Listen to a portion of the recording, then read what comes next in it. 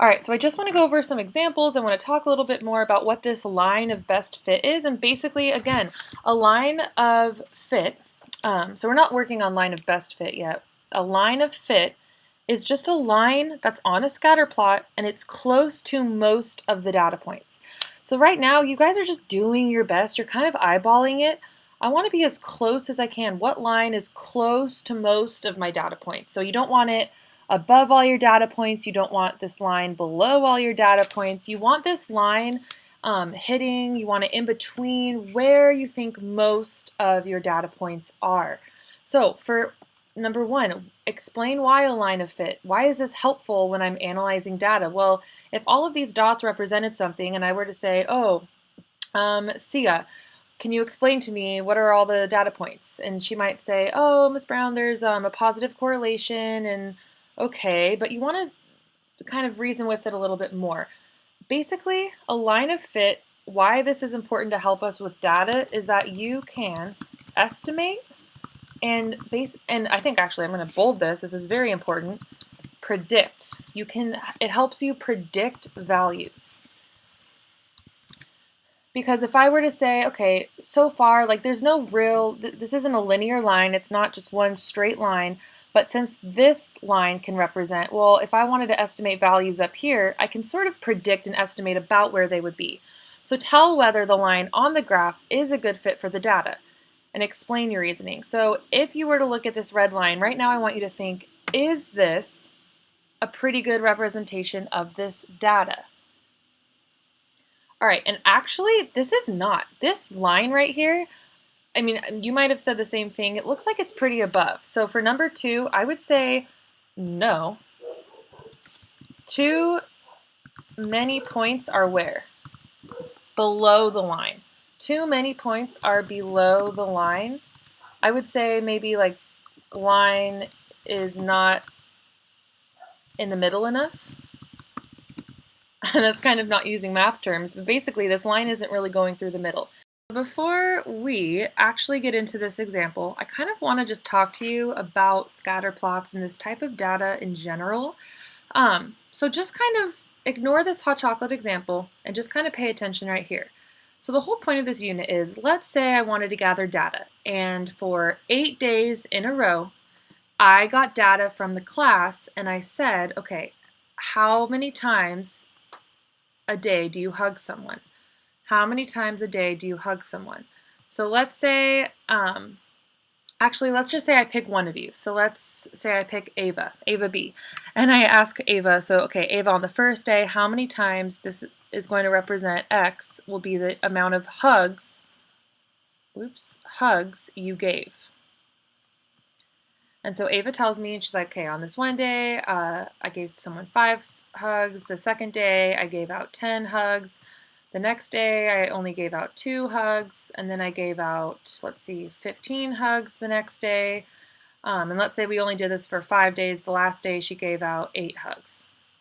I were to say, okay, Ava, now on these same days, for Y, I wanted to collect data on, say, Ava, how many glasses of water did you drink? How many glasses of water? And this is, again, in the same 5 days, I'm collecting the data on how many hugs did she give and how many glasses of water were there.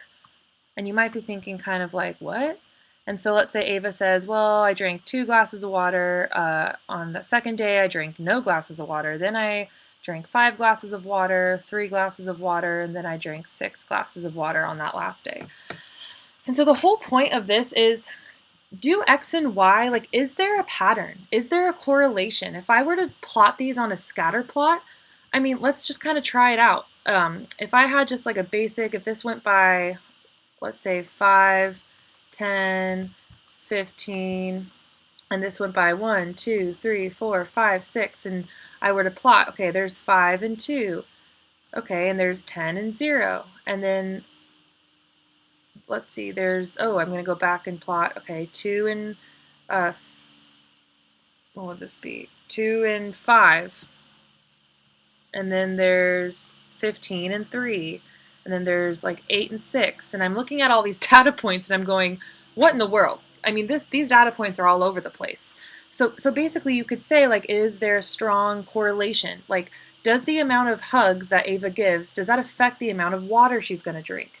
Well, these data points are all over the place. So can I predict if she gives out, let's say, 20 hugs, can I predict how many glasses of water she could drink? No, this makes no sense. So you would say that, like, these don't really have a strong correlation. But this unit, or this section's all about taking our data and really trying to make sense of it. Can we use predictions? Is there a line of best fit? For here, I don't even know. Like, those are just all over the place.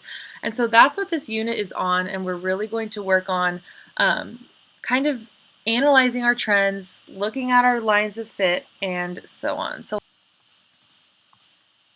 all right, so let's get back to our example. So for hot chocolate, so let's say the table shows the daily high temperature of Fahrenheit, so the daily high temps of hot chocolate and the number of hot chocolates sold at a coffee shop for 8 randomly selected days. So each day, someone goes in and they say, okay, the temperature on this day, the highest was 30, and this day they sold 45 hot chocolates. Okay. On this day, the highest temperature of the hot chocolate was 36, and they sold 43 hot chocolates. So basically it's kind of getting at, like, can you predict, like, does the daily high temperature of the hot chocolate affect how many hot chocolates they sell? So in order to kind of reason with this, let's first make a scatter plot of the data and draw a line of fit. So here, and bear with, I tried my best, I'm not very good at this. This is my graph, so my temperature will be represented on my x-axis here, and then my y is the number of hot chocolates. So I know if I sold, this goes by 10, 20, 30. If the high temperature was 30, they sold, let's go up to 45 hot chocolates. Here the high temperature was 36, so that's about right here, and they sold 43 hot chocolates. So that's like about right here.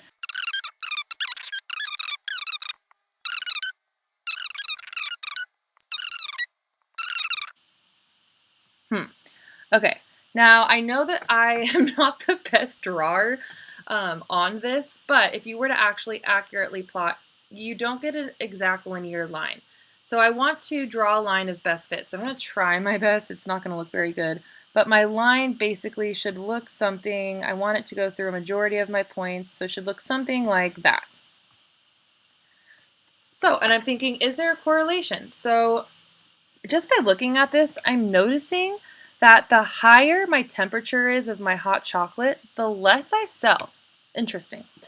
So I did part A. What about part B? Make an equation of the line of fit. So to make an equation of this line, now I can take 2 points of choice, meaning I can take any line, any points on this line.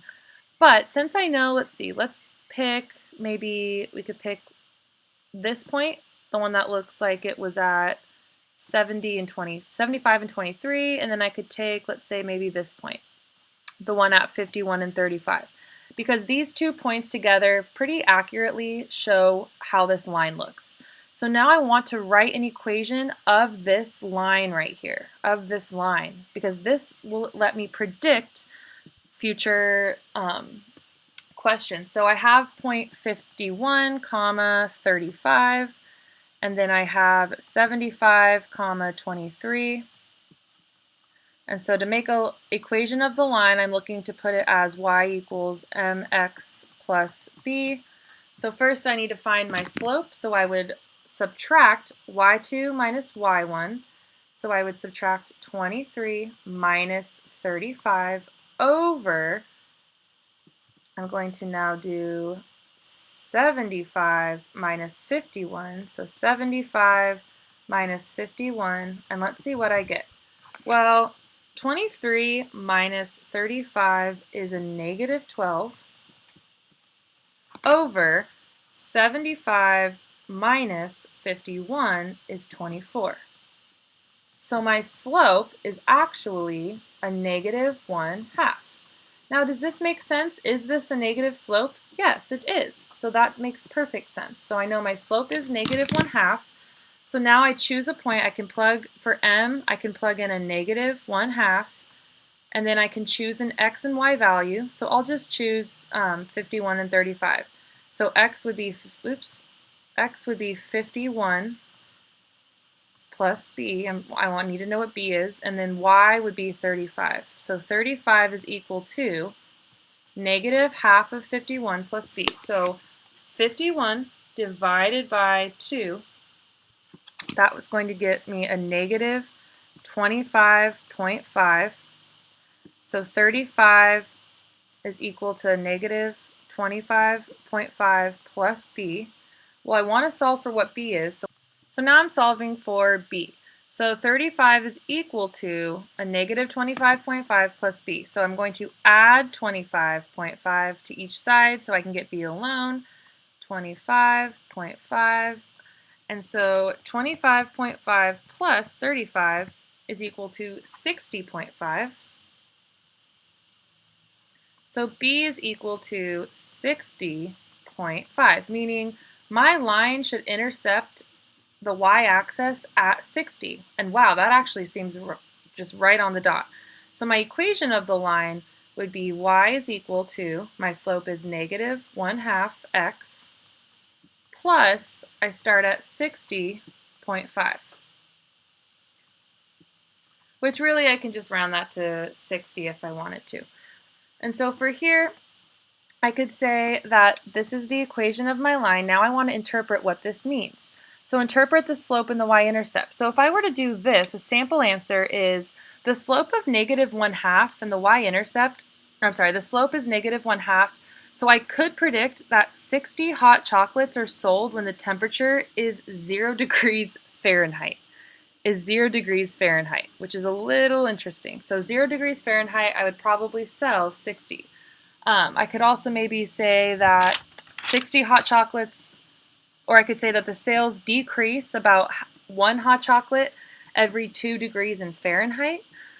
So something else I could say. And then for part D, if I were to predict the number of hot chocolates sold when the high temperature is 20 degrees Fahrenheit, well, my Fahrenheit is represented by x, so all I would have to do is plug in 20 into this x space, and I would get y is equal to a negative 10 plus 60.5, so I would get y is equal to about, I would say 50. So predict the number of hot chocolates sold when the high temperature is 20, I could predict that it is 50. Got another example. So blueberries. The table shows the weight, so the weights is represented in y of x pints of blueberries. So the weights of the blueberries is represented in y, so in pounds, and then x is representing how many pints, so like the amount of actual blueberries that I have. And so for part A, the first thing it wants you to do is just graph the data in the table. Now we are talking about scatter plots, so in order to graph this, it's going to look like a scatter plot. Now, if I'm looking at this bottom line here, that's always my x-axis, and then going vertically is always my y-axis, and so this x right here, this is going to represent the number of pints.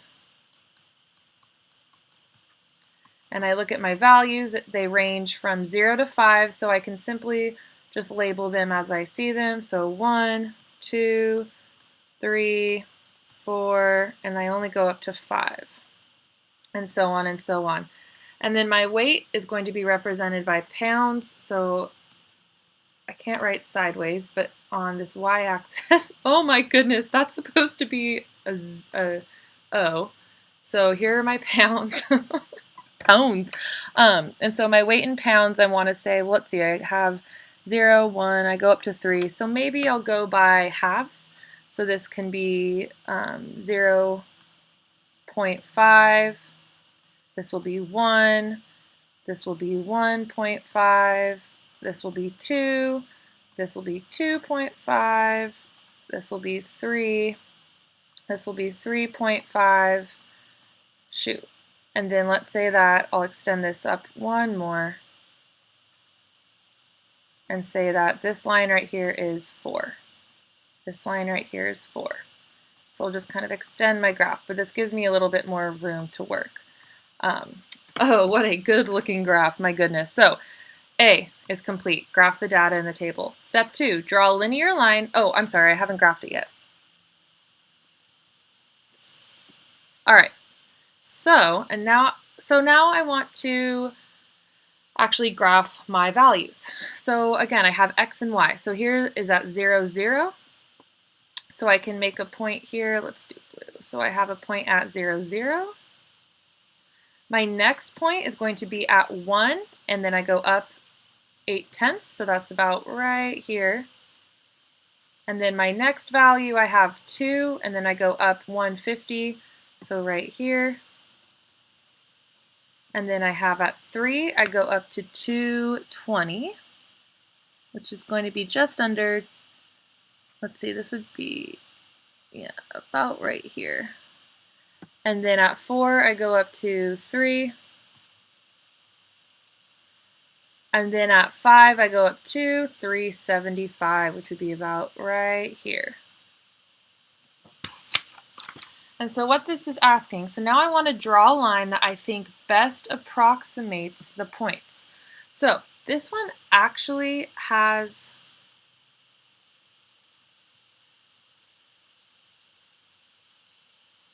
so this problem actually, if I'm looking at it, this is a linear line. This actually isn't a traditional scatter plot where your points are all over the place. This is actually a linear line. So if it says draw a line that you think would best approximate the points, look, if I actually just draw, and this is going to be really bad because I'm bad at this, but pretend this is a straight line. Look, that's a linear straight line. All of those points connect. So bam, I have done B. So all I have to do in this case is write an equation for the line. So all I have to do is take 2 points. Well, I'm going to take, here is 0, 0, and then I'll take another point. Let's take one that we would think is easy. Let's just take maybe 2 and 150. So then there's 2 and 150. You could take any of these points. And if I want to get this into the form of y equals mx plus b. So my slope is going to be 150 minus 0. So that's 150 minus 0, which is just 0, over 2 minus 0, which is just 2. So then this is actually my slope. Now this gets a little bit tricky because right now I have a decimal, and I don't want to have a decimal in my numerator.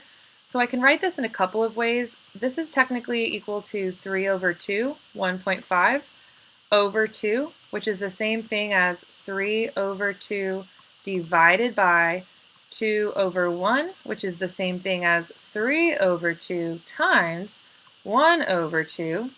So this would now be equal to 3 over, this is an equal sign, this is over to 3 over 4. So this is what my slope would be, is 3 over 4. So right now I have a slope of 3 over 4. So let's see if we can erase some of this to get some more room to work. Okay, so I know my slope is 3 over 4, and now I have to choose an x value and a y value to work with. All right, so my slope is 3 over 4. So if I were to plug this in, I would plug it in as m. And then y, let's just pick zeros. I'm going to pick y. Here again, this is x and y, so I can pick y is 0 is equal to 3/4 times, well, x is also 0, plus b. So I want to see, well, what is my y-intercept? My y-intercept, 0 is equal to, well, b is going to equal 0. So if 3/4 is equal to m and b is equal to 0, my equation of the line would be y is equal to 3/4 of x. And you can say plus 0, but you don't need to. So for part C, this is the equation of my line, and you know that it's proportional because it goes through my origin, it goes through 0. So now use the equation to predict the weight of 10 pints of blueberries. Well, pints is represented by x, so I plug in, for x, I'm going to plug in 10. So I'm going to multiply my equation of the line by 10, and that's the same as 10 over 1. So then y would equal 30 over 4. So when it says use the equation to predict the weight, how much weight would 10 pints of blueberries be?